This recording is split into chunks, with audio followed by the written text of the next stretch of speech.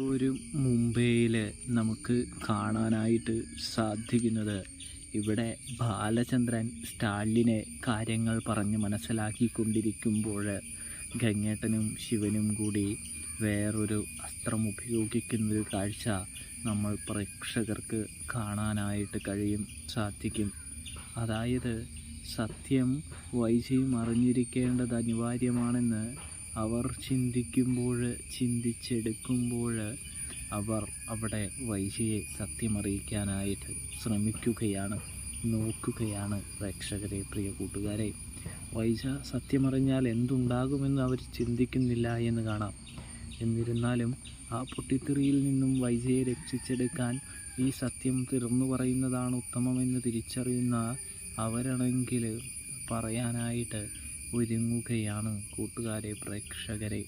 അപ്പോൾ റിവ്യൂ ഇഷ്ടപ്പെട്ട സബ്സ്ക്രൈബ്